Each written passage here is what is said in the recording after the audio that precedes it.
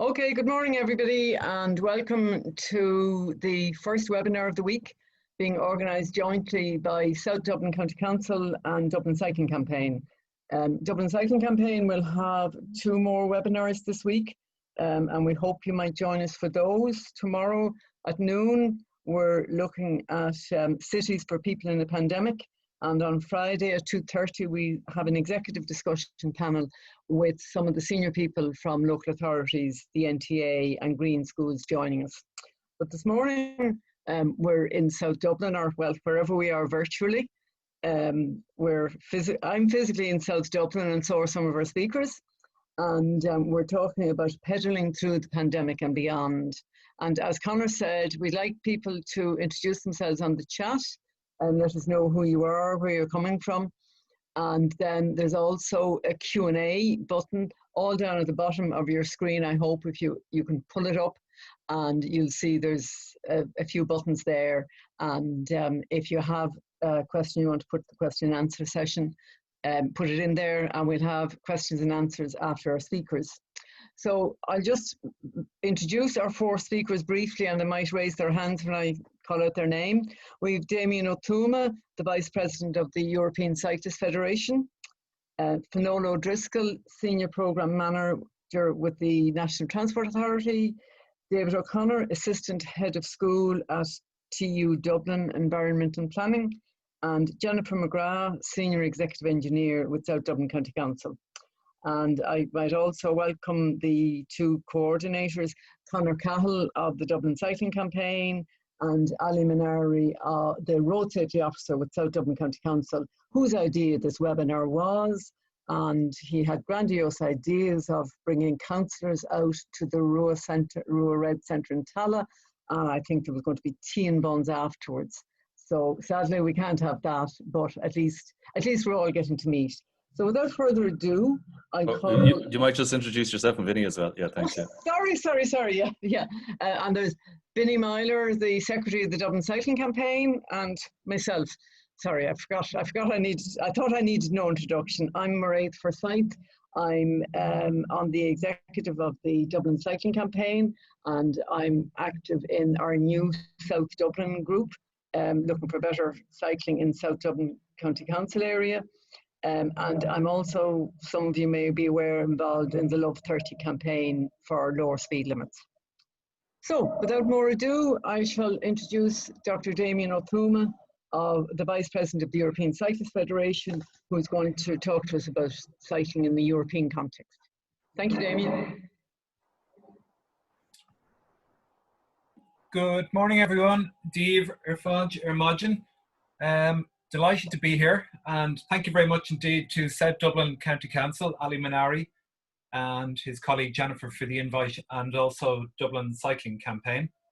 I'm just going to share my screen here and put it in slideshow mode. Are we okay there? Start, yeah. Are we all good? We can see the screen okay. Okay, I wanted to say just a few words about the European Cyclists Federation initially, and then move on to what the ECF is doing in the COVID sphere. So the ECF, I'm sure many of you will have heard of the European Cyclists Federation. We're really the civil society voice for cycling in Europe. We were founded in 1983, and we have members in 47 countries, a total of 74 members altogether. The member for Ireland is cyclists.ie, and really Irish cycling campaigners have been plugged into the work of ECF really since the mid 1990s. And cyclists.ie itself is a federation with around 25 member groups countrywide, as you can see from the map. Probably the European Cyclists Federation is probably best known for the long distance cross-continental routes, the Eurovelo routes. There's 18 of them, 2 of them running through Ireland. Also known for the Velo City conferences that take place every year. It was in Dublin 2 years ago. It'll be in Lisbon June of next year. And then there are further networks, Scientists for Cycling Network, Cities and Region networks. So that's probably how it's best known. I want to give a little bit of an overview though of a lot of the work that happens behind the scenes. And this is really crucial work to try and shape European legislation, European policy making. So you're probably aware of the European Recovery Fund, which is 750 billion euro. And one of ECF's big jobs at the moment has been to try and shape that fund so that COVID cycling measures are properly represented in it, so that when money is being dished out to the different countries, that cycling, gets a good slice of the pie. It's doing a lot of work around rail passenger rights, the carriage of bicycles on trains. We've had some good success last year around the EU regulation on that. Cyclotourism is a large part of ECF's work, and cyclotourism contributes around 44 billion to the European economy each year, and that's roughly similar to what the cruise industry, cruise ship industry contributes.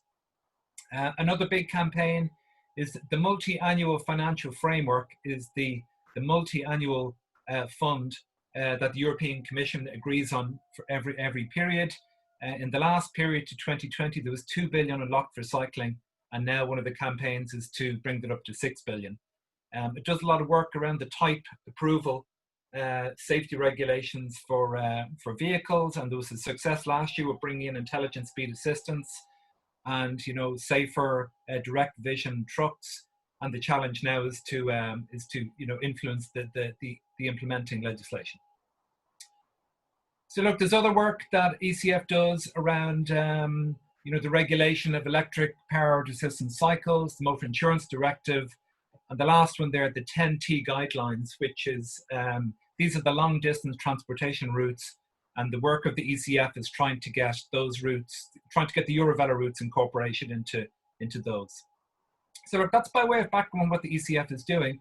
In June, ECF produced recommendations around how European Commission funding should be spent as part of the recovery, and it was around COVID, 95,000 kilometers of COVID cycle lanes, lower speed limits, cycle logistics, a fund for e-bikes and cargo bikes, and so forth. And really, over the last few months, a lot of the work at the ECF is actually tracking the measures that have been introduced in each of the countries. So I'd strongly recommend, maybe after this webinar or when you have time, is to go to the ECF website, ecf.com/dashboard, and you can check out, it's a new tool that was created that helps, that really captures all of the progress in the countries with their schemes. And it's populated by members of ECF, media reports, and other people who send the information onto ECF.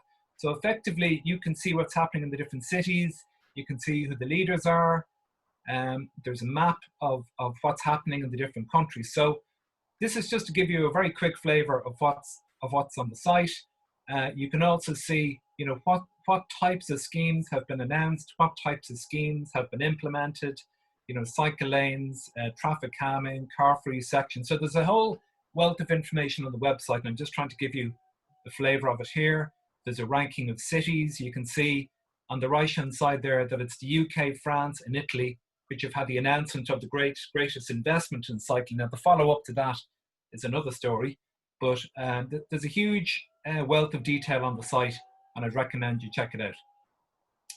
So just to give you two examples of cities which I think are quite inspirational, Mayor Anne Hidalgo on the right-hand side in Paris, she was re-elected the mayor of Paris there during the summer, and her platform for re-election is very much around, civilizing the city, pedestrianizing, more cycle lanes, more parks, and there's been 85 kilometers of cycle lanes. This is within the périphérique, within the centre of Paris, introduced, and also in the suburbs, which might be more relevant to South Dublin County Council.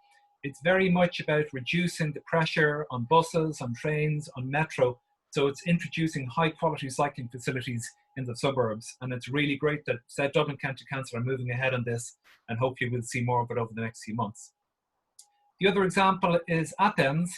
And again, a forward thinking Mayor Kostas Bakianis, and he talks about having a once in a lifetime opportunity of advancing public works. And the goal is to liberate public space from cars. So even in countries such as Greece, which aren't well known for, their more radical cycling and pedestrianisation policies, even in those countries, there's a realisation that we're in a unique moment at the moment to bring about change. And around, in Athens itself, there's a 4-mile grand walkway uniting archaeological sites and boulevards, pedestrianised squares, etc. So it's in a very exciting period. So look, Damien, 1 minute left. Okay, thanks, Mairéad. So just to conclude, look, there's many examples of cities and suburbs in Europe which are reallocating space for pedestrians and cyclists during the crisis. And really, in parallel, there are more permanent plans to rechain cities, and those plans are being accelerated because of COVID. I'd strongly recommend check out the ECF COVID measures tracker. That's the link there. And really, there are further cities which have been transforming their cities for decades. Thanks, Mairéad. And let me see now. I have another alarm clock going off here. So really, I'd highly recommend Copenhagen and Seville, particularly interesting places. Seville has transformed itself very quickly, and I think is a good example for South Dublin. And again, we know there's just to say the annual benefits of cycling. They amount to 150 billion, and most of that is split between cycle tourism and healthier lives. Less time spent in hospital. So, thank you very much for your attention, and I look forward to hearing my colleagues and hearing their thoughts. Thank you very much. Thanks very much, Damien. That's very interesting, and I think there's great food for thought for South Dublin there. So I'll now call on Finola O'Driscoll, who's on mute at very politely on mute at the moment, and she's the Senior Programme Manager at the National Transport Authority, and one of her main areas is South Dublin, and she's going to talk to us about a Cycle Life report, which gives some very interesting information. Thank you very much, Finola. Great. Thanks, Damien. Can you close out? Maybe I can't share until... That's brilliant. Thank you. And... Sorry. Share screen. Right. Okay. Hi, all. Thanks for attending, particularly the local representatives I've seen on the participant list, and everyone else who's taken time out of their busy morning. I'm going to race through this because there's great stuff in it, and I want to get to the great stuff. But please take your time. It's hard copy, real life. Remember that. Yeah, there's a Bike Life report. We spent about 2 years getting all the information on it. It's basically a synopsis of cycling in Dublin, in the Dublin metropolitan area. It's an assessment of how people feel about it, what's there, what infrastructure is there, what attitudes are there, where they want spending, what type of infrastructure they want, that kind of thing. It's we're one of 17 other cities in the UK. Obviously, we're not UK, we're the first time they've moved out of the UK, but quite a few of those regions are analogous to the Dublin metropolitan area. So we've Liverpool, West Midlands with Birmingham, and Manchester City. It would say this survey of residents' attitudes and behaviours was done pre-COVID, so we know there's kind of been a boom in many areas of cycling and attitudes to it. So bear that in mind as I go through. So yeah, the report was really all about data gathering, infrastructure data, kilometres of painted cycle lanes, tracks, which are those that are physically separated from traffic, greenways, 30 kph areas, where the cycle parking is. The interesting part, the meaty part, was the behaviour part. So we asked a representative selection of residents from the metropolitan area, questions around owning bikes, riding bikes, how often, destinations, their attitudes and perceptions. And then we did a good piece of work with input from the HSE, the Road Safety Authority, the Environmental Protection Agency, and others on the health, economic and environmental impacts of cycling. Okay, so this is the Dublin metropolitan area. The main part of the Bike Life report really was drawn from the resident survey. So we did a door-to-door survey of 1,106 residents from across the Dublin metropolitan area. Again, they were selected to be demographically representative of each electoral district. So I think there must have been thousands of doors knocked on in order to get the right kind of the profile. And so bear in mind, these are results from people that, whether they cycled or not. This is a selection, a representative selection of the population stretching from Donabate to Kilcock to Greystone. So it's a big area. It's not just the urban, the very kind of concentrated urban area. There's a plus and minus 3% margin of error for the overall study, and throughout the presentation I'll be giving you the South Dublin stats, but there's 208 interviews done in South Dublin, so that's kind of a plus or minus 7% margin of error. All right, here's the key statistics, and this surprised us even in the NTA. 24%, nearly 1 in 4 of adults cycle at least once a week. So cycling is way more commonplace than I think a lot of policymakers knew. The census, for example, just asked, do you cycle to work or to school or college? Other trips aren't captured. That was 13% in South Dublin County Council. So this is anyone who gets on a bike at any stage during a week. 11% cycle 5 days or more. So that's pretty high. We're about in that list of cities, we're about the 4th kind of most where cycling is most prevalent, and that's 4% in South Dublin South Dublin County Council, and 21% of people throughout the metropolitan area and reflected in South Dublin don't cycle but would like to start, and that's given current infrastructure conditions.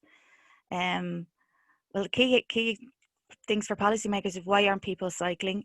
Concern about safety is the number one. More than a third, well, bang on a third people, they are concerned about safety. Poor weather is next. These next ones are interesting, not confident about cycling, and not for people like me. They add up to 33% again. So that's kind of an attitude and a personal attitude about cycling. And then other things that we might have thought would feature a bit higher, like living too far away. We all know that Dublin is a fairly sprawling city, or carrying children's passengers, or lack of storage facilities. They all feature, but they're not the main reasons. What would help people cycle more? Well, nearly 70% of residents would find cycle tracks on road which are physically protected from traffic and pedestrians. So not what this gentleman is attempting to do in the photograph. We kept it in because it's keeping it real, and I do like his kind of his sec grin there. But yeah, that they want physically protected tracks, so that be those through parks, other side roads, protected by curbs. It's protection that's key, and that rose to 77% of people in South Dublin. Just to show you, it's not kind of, you know, there was differences throughout. I think South Dublin topped the poll in that one, and how they would cycle more. That would help them to cycle. Physical protection would help them to cycle. Only 44% of people in Fingal said that physical protection would help them to cycle. And 84% of residents, whether they want to cycle or not, whether they do cycle or not, would support building more protected on-road cycle tracks, even when this would mean less room for other road traffic. And that rose to a whopping 94% in South Dublin County Council. And just to show, keeping it real, it was 72% in Fingal. So there is a strong mandate at the general level anyway in South Dublin for building protected on-road cycle tracks, even when it means less room for other road traffic. Looking at inclusivity, there is a gender and age imbalance in cycling participation in Dublin. It definitely, 40%, I'm going to have to move our little pictures because 40% of people aged between 16 and 25 cycle at least once a week, but that goes down to 6% of people aged over 66. And there's 14% of women cycle at least once a week, where it's 35% of men.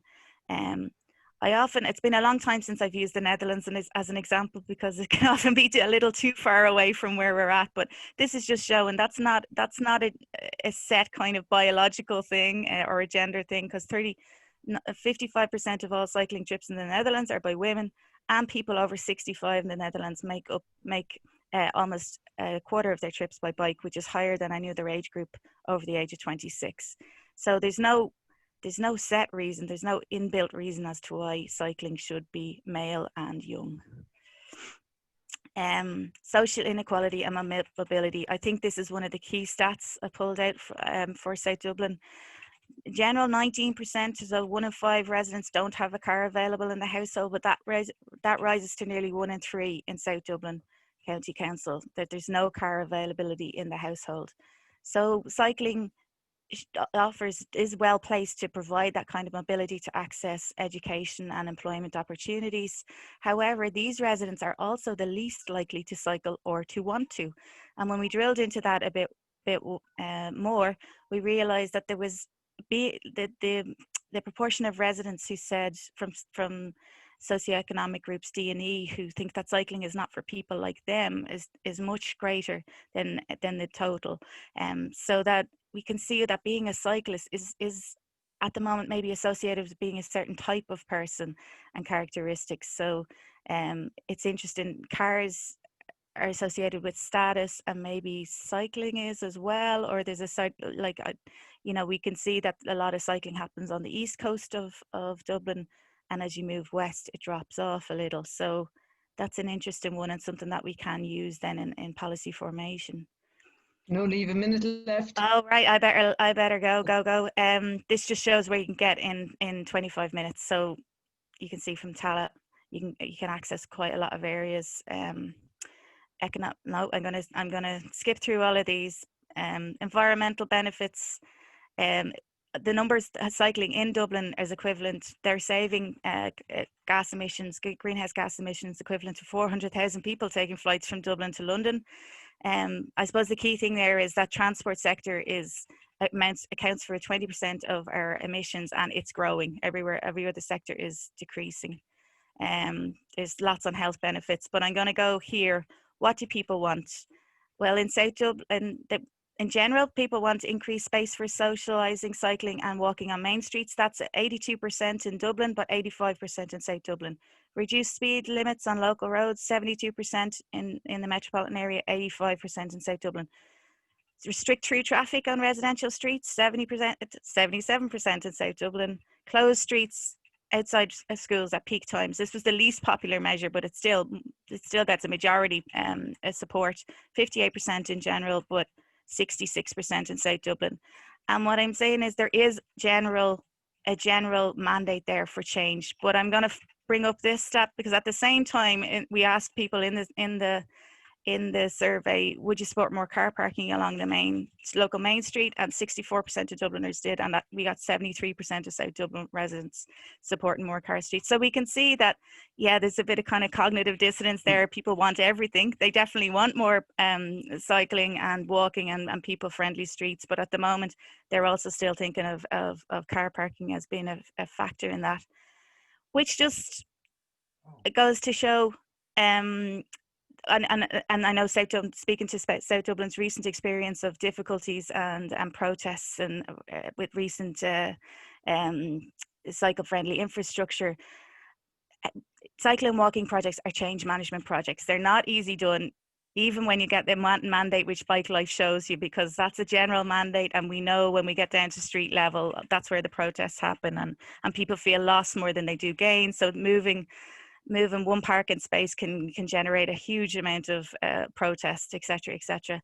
But Bike Life is one tool. It's given what you didn't hear before, a wider societal view than is heard on individual projects. And it's one of many wedges. The Irish Times actually took Bike Life and wrote an editorial on it and used the stats in it, saying that the tipping point had come for walking and cycling.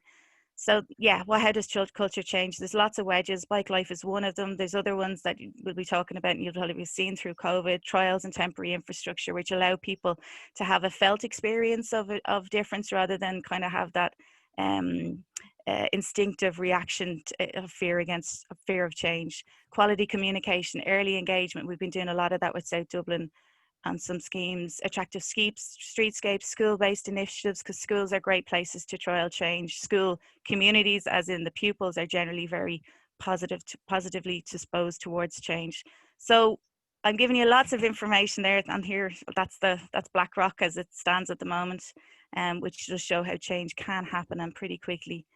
There's a lot coming up in South Dublin in terms of infrastructure. And there's big opportunity to grow cycling. 21% don't currently cycle but would like to, and 54% feel that they should cycle more. So we're working with South Dublin on a 5-year plan. We've got 200 kilometres of bike lanes under which are protected cycle tracks under bus connects. There's lots of infrastructure projects coming along. So have a look, go deep into Bike Life. There's a huge amount of information there, and you can break it down cross tab by any type of demographic profiling you want, which I know can be quite useful for politicians. So you can see what appeals, what do people want, what do they say they want, and at what age groups and what genders and things like that. So that's all there. Yeah, I think I've absolutely sped through that, Mairéad, but hopefully Okay. some stats have stuck. Okay, Guramila Mahagwib. Thanks very much, Finola. That's very interesting. Somebody has put the details of the report up in the chat, and I see we have a question about it concerning bike theft, and we'll come to that during questions and answers. Now, I'd like to call on David. Sorry, Mairéad, I'll just sort of say, just to repeat, those people are welcome to use the Q&A facility or the chat facility to ask any questions or make any comments as well. So thanks a million. Yeah, thanks, Finola. Okay, thanks, Conor. But there's bike theft is in the chat, I think. Now I'd like to call on David O'Connor, who's the Assistant Head of School at TU Dublin Environment and Planning, and he's going to talk about traffic evaporation. Great, thank you, Mairéad, and Thanks. fabulous presentations from Damien and Finola. Incredible data there in that report, and there's so much in it that's very, very encouraging. And it does segue nicely into this topic, which is something I've presented on before. And I think it is relevant here, which is the question that gets asked when people are in favour of proposals promoting sustainable mobility, cycling and walking. But the question is often asked, where will all the traffic go? So this is a little bit about explaining traffic management in general, not exclusively for cycling and walking, but also public transport initiatives as well, which can soak up traffic and make things better for cycling and walking, and how to explain these things especially to the business sector and to communities who are naturally concerned. It actually came about because of an article that I wrote in response to an earlier version of the Liffey Quay cycle route, I think option 7, which purported, in the view of recipient communities or local communities, to divert amounts of traffic into their communities. And there were great concerns, and very many of my colleagues are actively involved in promoting sustainable mobility. And of course, because of the Grange Gorman campus, we have people in the campus development who work with local communities. So we showed concern, and I put this article together. It's available if anybody wants to see all the data that I mentioned here is there in that. So it's a rational question for people to ask. And you might say that a response is that the traffic disappears. Well, actually it does. And that mightn't sound very scientific. It mightn't even sound very helpful. But actually that is normally what can happen in a well-designed and well-communicated scheme. And that's something that Finola emphasized. But how do we explain this?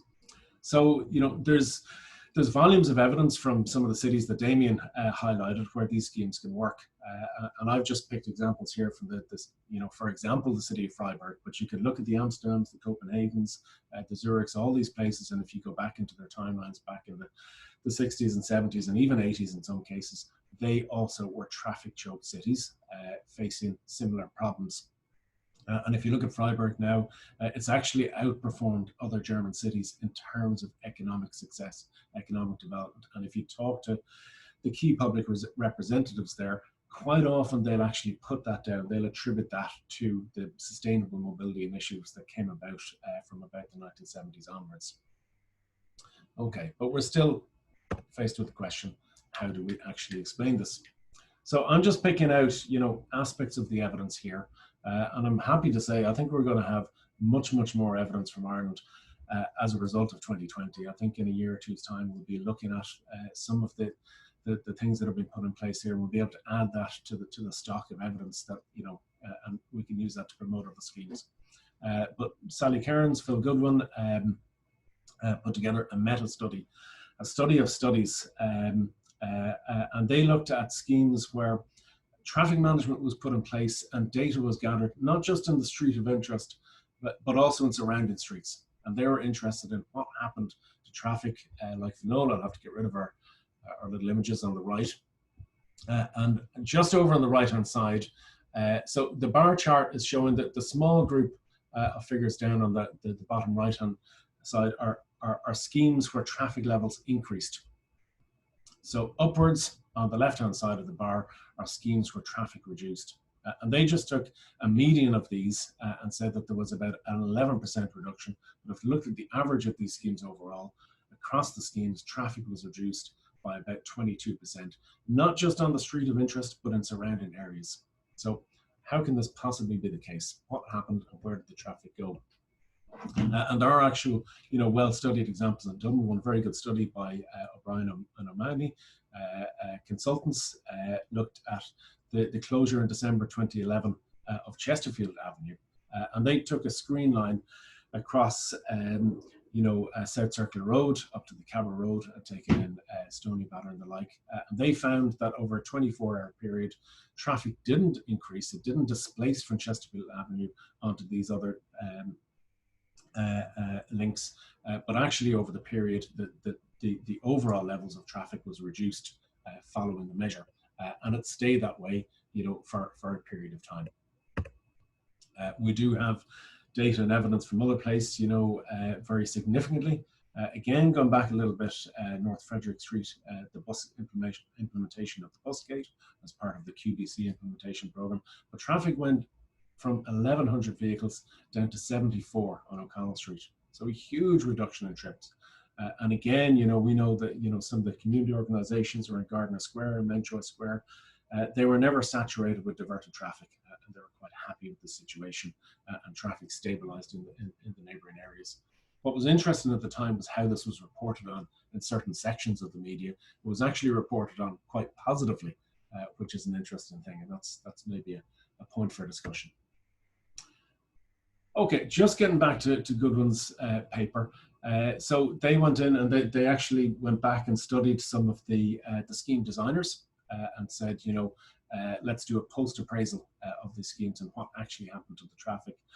The biggest reason for the traffic reduction was people changing their time, route, or the frequency of their journeys. So they're actually changing the trip itself. But following that was people changing their mode of travel. So people switching to maybe public transport, which is now working a little bit better, or saying that it's now safer, there's a better environment to walk or cycle. So people changed their mode. People consolidated, they did trip chaining, they did carpooling, or sometimes people stopped making the trip altogether. What they found most notable from their study was that what they call the coefficient of change, the propensity for people to change, was very, very low. So they were surprised at if you like, the relative ease of the success of these schemes. Okay, so if I have time, just the detail, some of the lessons from their study. They said, well-designed schemes, look at the detail, get the schemes right. Okay, so some of the schemes that failed were actually down to quite basic mistakes, not factoring in the fact that there's a school there, maybe getting the signal timings wrong, and things like that. Evaluation and monitoring was absolutely key. So having evidence and being able to present that, because it's quite easy for bad news to get into the media. But if it is countered in their experience, if you're available to present actually positive data, the media will actually pick up on that as well. And actually using the press and public consultation to work with communities. So engagement is something that they saw as a strong part of successful schemes. And lastly, something that I'd strongly advocate is a very incremental approach. So I think all these schemes that are happening around the city can have a very, very positive effect over time. And I think it's a very, very good way to go. So just to conclude, and hopefully I'm within time, Mairéad. Overall, I think, what we can learn from this is that, when faced with these schemes, and we quite often hear this term traffic chaos in the media.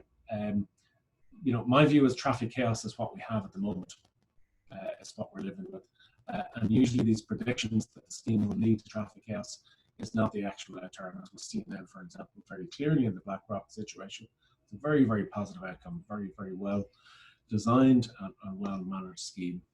And also the evidence and the experience of a lot of these schemes is that the potential for behavior change is higher than generally assumed. So that the sort of the cultural reason or excuse that won't work here is not normally the case, and that reason is touted about in all the other cities as well.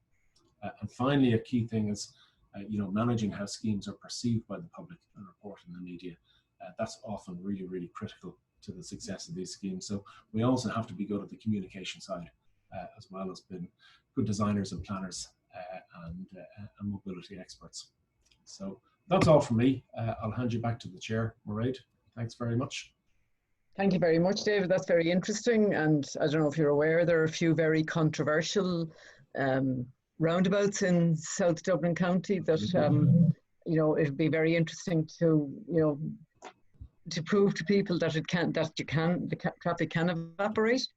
So I now call on Jennifer McGrath, who's the Senior Executive Engineer in South Dublin County Council, to talk to us about what's happening on the ground in South Dublin County. Thanks, Jennifer. You're on mute at the moment. Great. Yeah, hi, Mairéad. Thanks very much. Can you hear me there? Yeah, and have I got Vinnie? He's going to do my my screen changes for me. Yeah. There you go. Great stuff. So, listen, thanks, guys, all of you for joining us here today. It's wonderful to have so many participants and all the great talkers that went before me. And it is a beautiful day for cycling as well, so get out there after this. So if we could just go on to the next slide, please. So this is what I'm going to talk about today. I'm going to talk about South Dublin County Council's current projects, our completed projects, our COVID-19 temporary projects, and then the future, what the future holds in Cycle South Dublin. So the next slide there, please. So these are here's a list of our current projects. So I'm not going to talk about all of them. If there's anyone in particular that anyone would like to discuss later, we can have a chat about it. There are 3 greenways in South Dublin, the Dodder, the Grand Canal and the Grange Greenways. And the Dodder is the one that's under construction at the moment. It's first on the list, and it's the next slide, please, is what I will just briefly chat about. So this is a photo of the bridge that has gone in there at the back of Templeogue village over to Rathfarnham village. So the greenway then will link 3 of Dublin local authorities. It stretches for 17 kilometres in total, and 14 of those kilometres are in South Dublin. It will maximise the value of recreation and biodiversity of the River Dodder within Dublin and beyond, and the Greenway corridor has the potential to be enhanced to provide multifunctional benefits, including a green infrastructure corridor. So the South Dublin section of the Greenway then, it stretches from the Bohernabrina Reservoir in Tallaght all the way down to Orwell Park in Rathfarnham. There's 2 of the bridges are already in place. They look similar to what's there in the photo. One bridge is located at the rear of the Ballbrook Centre at the M50, linking Tallaght and Fairhouse. The other is Kilvere Park, which is this one that you can see at the rear of the Moor pub in Templeogue village, which connects Templeogue and Rathfarnham. And the final one then, which is yet to be lifted into place, is located on Springfield Avenue, linking the village of Rathfarnham to Bushy Park. And once completed, then the linking paths and the entrances to the Greenway, the on-road parts, will all be constructed. So the next slide, please. So this is our Wellington Lane walking and cycling scheme. This project will link into the existing Tallaght to Templeogue cycle route and also into the Dodder Greenway. The scheme is very exciting as there are 2 secondary schools and 4 primary schools on this route, and one of which is the Riverview Educate Together National School. They have an organised cycle bus known as the D12 cycle bus. The scheme was extended to include loads local to this school, as they were not part of the original route, as have other roads been included for the other schools. The extents of the scheme are shown here. So it goes along Wellington Lane from its junction with the N81, along Whitehall Road to its junction with Kimmage Road West, and then Dublin City Council. So the design of this scheme is being finalised at the moment, and we are planning to go to part 8 in the near future in November. We'll be taking it to the Rathfarnham Templeogue Area Committee meeting then. Following a lot of public engagement that we did in 2019 with the local schools and the councillors and also a citizen forum. It made a lot of changes to this scheme that we had originally planned, and that was one of the reasons for the delay. So the next slide, please. So I just thought I'd put up a slide here to show that the objectives of every project that we have. So it's apart from the provision of cycle infrastructure, we also have other objectives. So here's a list, and I'll just read out a few. So we have the renewal and widening of footpaths, reconfigure roundabouts, provide signalised pedestrian crossings, all of which help to reduce vehicular speed, which improves the predictability of vehicles' speeds and their direction, and improved public lighting. So what I've shown here in the picture is the staircase, which is on the eastern embankment of Bow Bridge to access the Red Cow Lewis stop, which was part of the Monastery Road walking and cycling scheme. So the next slide, please. So this is a list of our completed projects, and again, I'll just run through a couple. So the next slide, please. We'll have a little chat about Willsbrook Road walking and cycling route. So the vision and objective of this scheme was to shift the overall emphasis from public realm that was car-centric to one that gives more balance and prominence to vulnerable road users, providing a safe public space. The scheme was completed in 2014 and comprises of 2.1 kilometres of cycle track and the reconfiguration of 3 roundabouts, which I've shown a couple of them there in the picture. So I have a few stats then just in relation to this scheme. So comparing before and after traffic surveys, which were taken in the years of 2012 and 2014, the results show a significant increase in overall number of cycling trips occurring within the study area. And that equated to significant increase of cycling trips between 145% and 180% across the assessment period. And then as regards pedestrians, it was observed that most of it was in relation to the number of children travelling by foot, with an increase of 150% and 423% observed at 2 of the junctions, which is pretty amazing. So the survey also showed that in the majority of instances, speeds have decreased significantly, which is also a plus. The next slide, please. So this is the Tallaght to Templeogue cycle route. So this was completed in 2016, and this is a total of 2.8 kilometres. The scheme runs along the old Blessington Road in Tallaght to the M50 cycle overpass at junction 11, which is shown in one of the photographs there, and connects to the existing cycle route on the N81 to the Spawell, Templeogue Village, Terranure Village, and beyond into Dublin City. The scheme provides not only new and improved sustainable transport measures, including segregated cycle facilities and new bus stops, but also significant urban realm improvements. So the result of the survey there, of 100 people that were surveyed, it showed that 96% of people thought it was safer to walk and cycle since the infrastructure was upgraded. Comparing the traffic surveys of before and after taken in 2012 and after in 2018, it showed that 93% of users are satisfied, and there was an increase of 117% of cyclists on Main Street, and a 25% increase of cyclists at the roundabout, and a massive increase of 158% of pedestrians using the improved infrastructure. The next slide, please.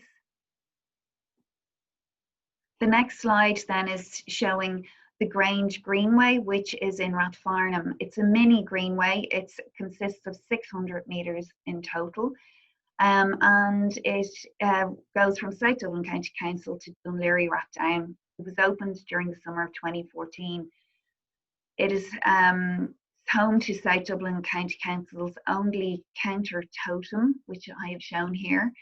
And it has shown an increase in cycling in 2020, as you can imagine. So the results there show an increase of 77.1% of cyclists compared to last year, which is pretty amazing. 2020 is by far the busiest year since 2017. And Monday, the 1st of June 2020 was the best day, or the peak day of the year so far, with the total counting 762 cyclists, which is pretty good. So the next slide, please. So now we just move on to our COVID-19 temporary measures. Yeah, and you that, Jennifer. Okay, thank you. So here we have put a parklet in Lucan Village at the River Cafe. We've provided queuing space in the villages of Lucan, Clondalkin and Rathfarnham, and a cycle track on Wellington Lane, which we plan to extend in the coming weeks. And you can see there's a picture there of the cycle track. Next slide, please. And now we come to the future and what the future holds for South Dublin. So we are committed to providing robust walking and cycling infrastructure, and we are preparing an ambitious programme of projects across the county to be agreed by council this winter and delivered in the next 3 to 10 years, all of which will be put on our portal, which if you run to the next slide there, which is the final slide, I believe. Yeah, I've put a link or a little note there about our consulting portal. That's where everybody can access the details of Cycle South Dublin, which should be available in December for submissions, and we'd welcome and encourage everyone to have a look at that. Thanks very much. That's me done. Thanks very much, Jennifer, and thank you to all our speakers. And now I think we'll open it up to all the panelists, and we have a number of questions in. There's a question for Damien. He may not be able to answer it, about cruise tourism. What is the value of cycling related tourism in Ireland, and how does it compare to the value of cruise tourism? In Europe, you mentioned 44 billion per annum, and that is equal to revenue from cruise. How does the Irish, how do the Irish figures compare? And that's from Peter, possibly Peter Kavanagh. Yeah, so in 2013, Fáilte Ireland conducted a study, and they estimated that 178,000 visitors engaged in cycling, and that amounted to 200 million euro spend per annum. I mean, the broader point is that cycling visitors spend more per capita than golfing visitors, and that's generally because they spend more time here. But the crucial point is where the money is spent. The money is generally spent in smaller rural areas, B&Bs, amenities, restaurants, pubs. It's not happening in already dense, busy, successful cities. So that's the crucial point. The further point is that during the pandemic period, being on a bicycle and spending time touring around is a much healthier and safer place to be than spending all your time in a pub in a city, for example.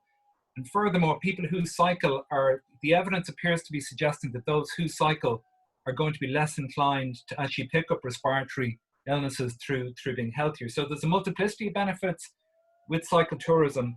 I don't know the figure for the income we derive from cruise tourism in Ireland. It might be a nice little piece of work for one of David's students to look into it. So I don't have the figure for that, but cycle tourism is good for the Irish economy.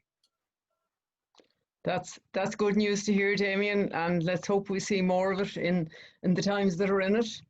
Another one then is there's been a great push for cycling infrastructure in response to the public health emergency because people realise the overriding health benefits. How do we ensure that that same impetus is there in normal times when the health benefits are equally as relevant? Anybody want to take that one?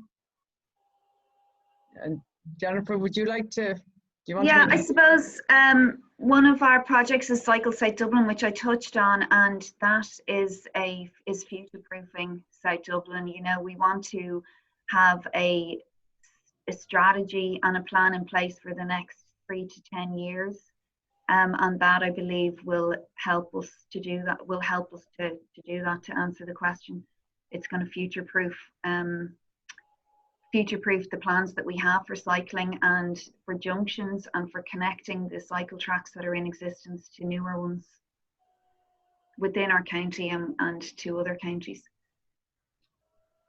Mairéad, can I come in there as well? Mairéad? Yep. Hello? Sorry, messing with buttons. Come in, David. All right, Dave, yeah, please, yeah, sorry. We both had ourselves muted. No, I just wanted to follow that. I think the push cycling infrastructure has been there. The interesting thing about this period is the public acceptance has really changed in a big way. And we've had very, very strong arguments, for the infrastructure, climate change, economic development, health, but that, something has really happened in terms of the public response and public acceptance. So I think we have to really use these schemes and evaluate them and gather the data, as Jennifer has been, at Finola. It's good that we're gathering this information and that we can use that to keep the momentum. I think that'll be important. Okay, anybody else want to comment on that? There is another question for Jennifer, which I think you've kind of touched on, and it's asking, will you be redesigning the slip roads at the junctions in South Dublin? Depends which slip roads you're talking about, I suppose, but we tend not to like slip roads for cyclists. They're quite dangerous, so we certainly won't be putting any more of them in anyway, that's for sure. Yeah. Okay, thanks, Jennifer. Another one that came up in the chat, which is a big issue, is concerns about bike theft, and this is one for Finola. Was that covered in the Bike Life report? Yeah, the question covered what percentage. 36% of residents think security of bike parking is good. So that's what's that? That's 54. I think it's bad. Yeah, so it did come up.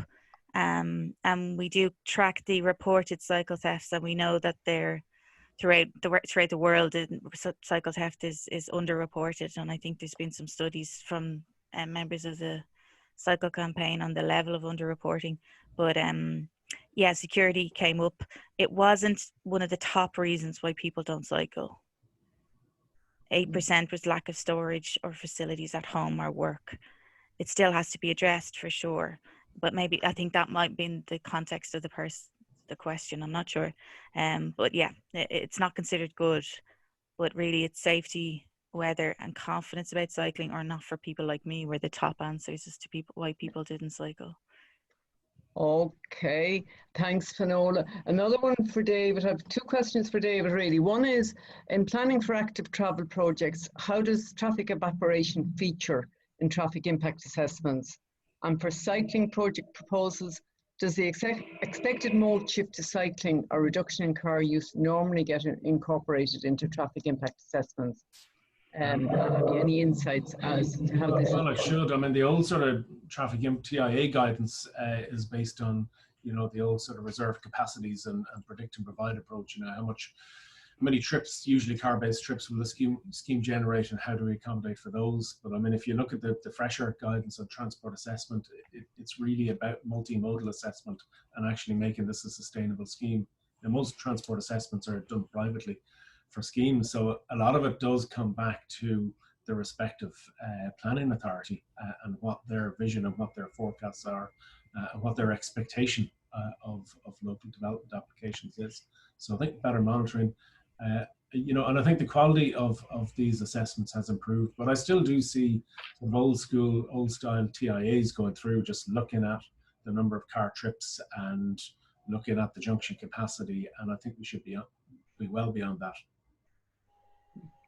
Thanks, Dave. There's another related comment in the chat, that how do you get the message out to the general public that in a place like Strand Road, where there's a lot of local opposition, and we had it recently at the Woodford roundabout in South Dublin, not near Clondalkin, how do you get the message out to the public in general that the traffic will evaporate? Yeah, I mean, it's a very, very good question. I saw that, and I'm sure others will come in, and I know people are involved in many such schemes, and it's very, very difficult. I think quite often there are two things. There are loud voices that can be very, very effective at getting their voices heard, and there's also genuine nervousness, and I think getting back to the basics of what Sally Kearns and Phil Goodwins were saying. They're recommending maybe making these schemes temporary. We're going to do this on a temporary basis, to get over the nervousness, and then getting out and doing the evaluation. Very close to us here on Grange Gorman Avenue, there were those, that debate was going on. I was really impressed with how quickly Dublin City Council came out with a public consultation and an engagement report on people's responses, which is overwhelmingly positive. And I was worried that there were going to be calls for that to be reversed, but actually, you know, the report is recommending that the scheme be extended based on the overwhelmingly positive reaction from communities, and they did surveys and they monitored social engagement. I'm glad to see it because it's lovely. There's a lovely atmosphere there. There's a real feeling of sort of health, and really, you know, the campus is now flowing onto the adjacent streets. It's very difficult in some situations, and it's hard. You know, I think, you know, there's been a few steps back there, but you know, it can be done with the right means. I'll come in on that, Mairéad. I think there's Great to know. it's very, look, there's different horses for different courses, and each kind of scheme needs a few different kind of irons in the fire to make it happen.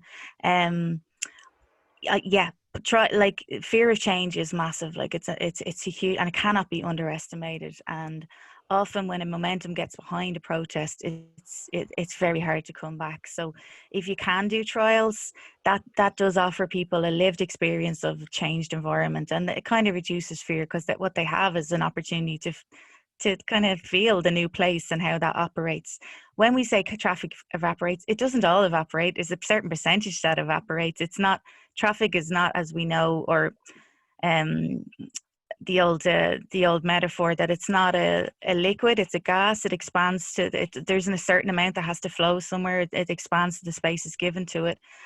I think there's a bit of education involved in all of our schemes, where we should kind of lead with that in a way, that people do make lots of different choices, that we should have a lot of data at the start of schemes to say, well, you know, origin destination stuff through your streets, actually most of it isn't local generated, like, or people are using, I'm going to use an example of Woodford as a rat run to avoid M50 tolls and things like that. So if we have that information at the start, then a lot of people could say, well, actually, I don't mind reducing traffic because it's not the traffic that I want here anyway. And the same for Strand Road. And then, yeah, trial periods, lots of monitoring and evaluation. There will be, and there's some cases where you're not going to get over the fear of change until you trial something, and it takes a while to kind of build up the trust to do it, or else the bravery that you just do it, and we'll like in Malahide, we're going to suck it and see, we're going to keep doing it for 10 weeks despite the world falling in on us and posters in every window, or most of them. And actually over time people change their mind, and councillors change their mind, and there's a support there that's generated over the time of the trial. In other times you have to work together and try and get the community to agree, yeah, we will trial this at the start. But these are behaviour change projects. They're not really engineering projects. So we need a lot more kind of skill sets in our local authorities and how we deal with them, including like lots of kind of graphic designs, infographics, lots of facilitated communications, things like that, videos, all of that sort of stuff.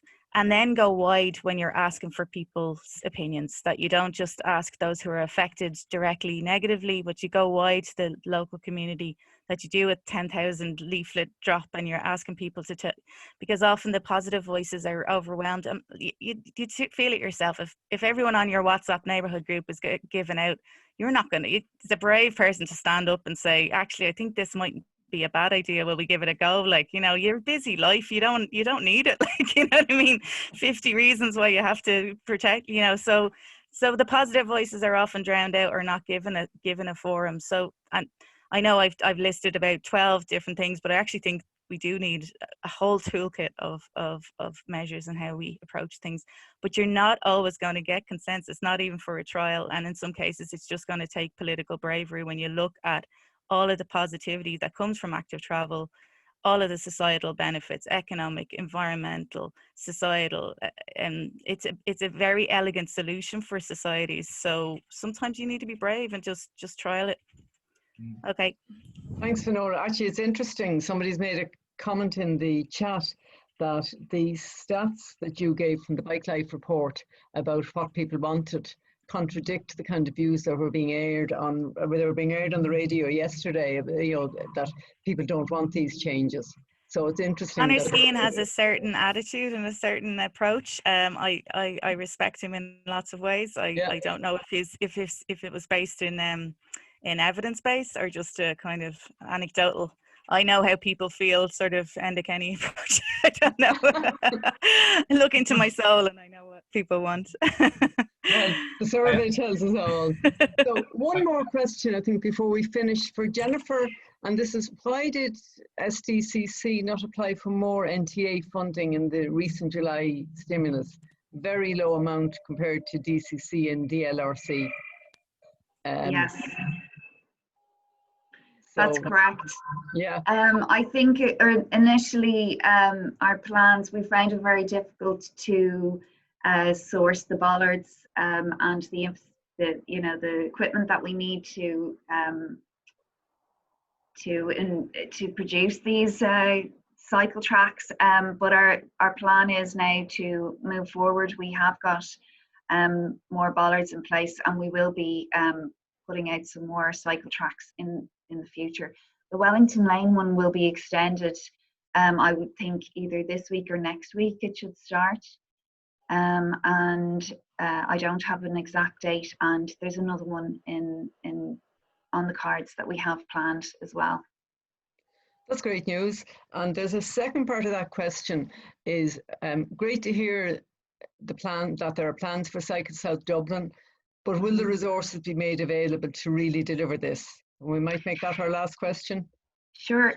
I think that the reason for the plan is to sort of solidify the funding that we have, to know that we have got funding for the next 3 to 10 years in place to along with the plan. And that's the whole idea, is to have a more strategic fashion around how we build our cycle tracks and how we move forward with them, to ensure that they're connecting, that the junctions are constructed correctly and in favour of the more vulnerable road users, and that they link, and that it makes life easier for cyclists and pedestrians. Okay, thanks very much, Jennifer. Well, we're a little bit over time, so I think unless anybody wants to raise, if any the panelists wants to raise something specific at this stage, maybe we'll say thank you very much. I see Damien wants to say a few words. Come in, Damien. Yeah. Just very quickly to respond to a few points. It was a good question about how do you keep up the impetus for cycling at the moment, and I thought Finola gave a very thorough answer that you need at least a dozen different things.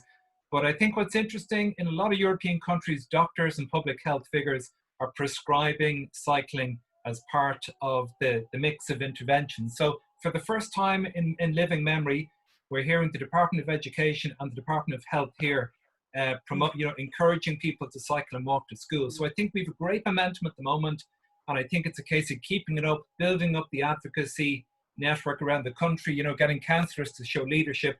So I think it's the most exciting time ever for cycling and active travel promotion. So I think keep on doing what we're doing, but do more of it would be my final point. Yeah. Brilliant. Yeah, I think that's a very good point. Keep on doing it and do more of it. Yes. And so I'd like to thank everybody for coming along this morning, all the participants that we can't actually see, although we know you're there. Thanks to everybody for contributing to the chat and the Q&A, and thanks especially to our 4 presenters for very interesting, I think, and thought-stimulating presentations. Thanks very much, and look forward to seeing you all again later in the week at the seminars tomorrow and the webinars tomorrow and on Friday. The next webinar is at 12 noon, and it's with Patricia Reedy from Dublin City Council and Graham McQueen from Dublin Chamber. It'll be really interesting.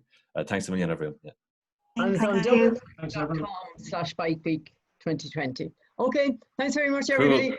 Thank you very much. Bye now. Bye. Bye.